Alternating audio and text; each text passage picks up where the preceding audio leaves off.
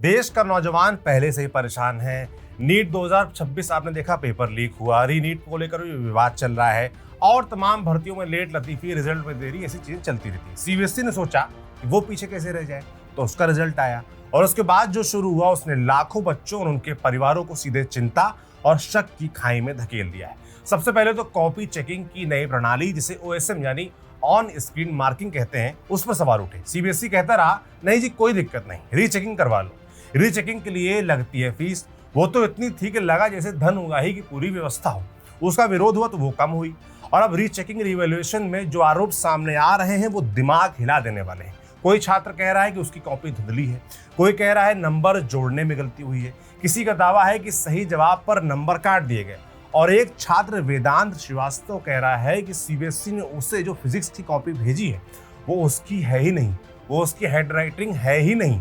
जानते हैं दुखी होकर सोशल मीडिया पर उसने क्या लिखा है, मैं टूट गया हूं। और जानते हैं इसके बाद क्या हुआ, इस बच्चे को पाकिस्तानी बताने की कोशिश हुई। शर्मनाक है ना। पर वेदांत अकेले नहीं है, ढेरों शिकायतें हैं। कोई कह रहा है पोर्टल खुल नहीं रहा, कोई कह रहा है स्कैन कॉपी डाउनलोड नहीं हो रही, किसी की फीस कट गई लेकिन आवेदन जमा नहीं हुआ। कई छात्रों ने दावा किया कि उन्हें भुगतान के बाद भी कॉपी नहीं मिली। क्या मजाक चल रहा है इस देश में। नमस्ते, मैं हूं सौरभ त्रिपाठी। न्यूज पिंच के इस वीडियो में आज इसी मुद्दे पर बात करेंगे और पूछेंगे सरकार और देश के शिक्षा मंत्री धर्मेंद्र प्रधान से कुछ जरूरी सवाल। देखिए, 13 मई को सीबीएसई का रिजल्ट आया। उस दिन से ही इस पर विवाद छिड़ा हुआ है। सबसे पहले तो एग्जाम के पास परसेंटेज पर सवाल खड़े हुए, जो 88.39% से 3.19% से गिरकर 85.20 हो गया। फिर बड़ी संख्या में छात्रों ने शिकायत की कि उनके नंबर उम्मीद से बहुत कम आए। कई बच्चों ने कहा कि स्कूल में प्रदर्शन अच्छा था, इंटरनल असेसमेंट में नंबर अच्छे आ रहे थे, लेकिन बोर्ड रिजल्ट में अचानक नंबर गिर गए। और असली हंगामा अब शुरू हुआ है, जब री इवैल्यूएशन की बारी आई। छात्रों ने अपनी आंसर शीट मंगवानी शुरू की। इसमें आ रही लगातार शिकायतों को देखते हुए पहले रिवैल्यूएशन के लिए 22 मई तक का समय तय किया गया, फिर 24 मई और अब 25 मई की रात तक छात्रों को स्कैन कॉपी के लिए आवेदन करने का मौका मिला है। क्यों हो रहा है ऐसा? सीबीएसई की महान तकनीक और घटिया सिस्टम की वजह से। छात्रों का कहना है कि आवेदन करते वक्त वेबसाइट बार बार क्रैश हो जा रही है, किसी का पेमेंट कट गया लेकिन आवेदन जमा नहीं हुआ, किसी का स्टेटस फेल्ड दिखा रहा था। कई छात्रों ने सोशल मीडिया पर स्क्रीनशॉट डालकर दावा किया कि 100 रुपए की जगह 8,000 रुपए तक फीस दिखाई जा रही थी। कुछ छात्रों ने कहा कि उन्होंने कई बार पेमेंट किया लेकिन पोर्टल ने आवेदन स्वीकार नहीं किया। कई पेरेंट्स का कहना है कि उन्हें बार बार साइबर कैफे के चक्कर लगाने पड़े। 5 दिन की विंडो दी गई लेकिन उसमें से 3 दिन वेबसाइट तकनीकी गड़बड़ियों की वजह से ठीक से नहीं चल पाई, इसलिए इसको बढ़ाया भी गया है। शिक्षा मंत्रालय ने कहने को तो 17 मई को रीवैल्यूएशन फीस भी घटा दी थी, मगर भैया जब पोर्टल ही नहीं सही से चलेगा ढंग से तो क्या फायदा। कायदे से तो ये नौबत आनी ही नहीं चाहिए थी। सवाल ये कि अगर सिस्टम इतना मजबूत था तो फिर इतनी जल्दी बैकफुट पर आने की नौबत क्यों आ रही है? क्यों बार बार डेट बढ़ाई जा रही है? क्यों शिक्षा मंत्री आकर कह रहे हैं कि नहीं ठीक करेंगे? खैर, अब उस छात्र की बात कर लेते हैं जिसकी सबसे ज्यादा चर्चा है। दिल्ली के छात्र वेदांत श्रीवास्तव ने जो आरोप लगाए हैं वो सच में चौंकाने वाले। वेदांत का कहना है कि फिजिक्स की जो कॉपी उसे भेजी गई उसमें पहला पन्ना तो उसका है लेकिन बाकी कॉपी किसी और ही छात्र की है। उसने अपने दूसरे विषयों की कॉपियां दिखाई, उसकी हैंडराइटिंग पतली और छोटी थी लेकिन फिजिक्स की कॉपी में मोटे अक्षर थे। लिखने का तरीका एकदम अलग था, पैटर्न अलग था। वेदांत का कहना है कि वो हमेशा लंबे सवाल पहले हल करता है और एमसीक्यू बाद में, लेकिन जो कॉपी उसे भेजी गई उसमें शुरुआत एमसीक्यू से हो रही थी। यानी बच्चा सिर्फ नंबरों पर सवाल नहीं उठा रहा, वो कह रहा है कि कॉपी उसकी है ही नहीं। वेदांत ने सोशल मीडिया पर लिखा कि उससे किसी दूसरे छात्र के जवाबों के लिए 50% नंबर दे दिए गए। उसने पूछा कि उसकी असली कॉपी कहाँ है, उसके असली नंबर कहाँ है। उसका कहना है कि इसी वजह से उसका पीसीएम एग्रीगेट 75% से नीचे चला गया है और अब उसे कॉलेज एडमिशन और जेईई एलिजिबिलिटी में दिक्कत हो रही है। कितना दिमाग खराब करने वाला है ना।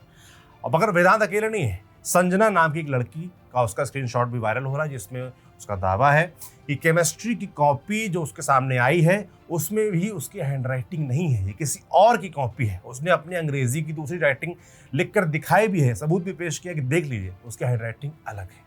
अब ये मामले हैं, इनका जवाब कौन देगा? खैर, इन मामलों में होना क्या चाहिए था? सीबीएसई को इसमें तुरंत एक्शन लेना चाहिए था। वेदांत को डिटेल देनी चाहिए थी कि स्टूडेंट की पहचान गलत होती अगर मान लीजिए तो उसका दावा, तो ये बात सामने आ जाती। और अगर स्टूडेंट सही है तो क्या निदान निकलेगा, ये सामने आता। माने मुद्दा बनने से पहले इसका हल सामने आ जाता। मगर हुआ क्या? जब छात्र वेदांत ने अपनी कॉपी पर सवाल उठाए तो सिस्टम से जवाब देने के बजाय सोशल मीडिया पर वही शुरू हो गया जो इस देश में अब किसी को निशाना बनाने का सबसे आसान तरीका बन चुका है। उसे ट्रोल किया गया, उसे पाकिस्तानी कहा गया, उसकी देशभक्ति पर सवाल उठाया गया। यानी एक छात्र जिसने सिर्फ ये पूछा था कि उसकी कॉपी में गड़बड़ी क्यों है, उसे सोशल मीडिया की नफरत के हवाले कर दिया गया। अब सोचिए उस परिवार पर क्या गुजर रही होगी। वेदांत के भाई ने बताया कि अगर उन्होंने बाकी विषयों की कॉपियां तुलना करने के लिए नहीं मंगाई होती तो शायद कोई उनकी बात पर यकीन भी नहीं करता। परिवार का कहना है कि बच्चे के करियर पर असर पड़ रहा है, कॉलेज एडमिशन अटक रहे हैं, आर्मी टेक्निकल एंट्री में परेशानी हो रही है और यही इस पूरे विवाद का सबसे खतरनाक हिस्सा है। ये सिर्फ नंबरों का मामला नहीं है, ये सीधे बच्चों के भविष्य का मामला है।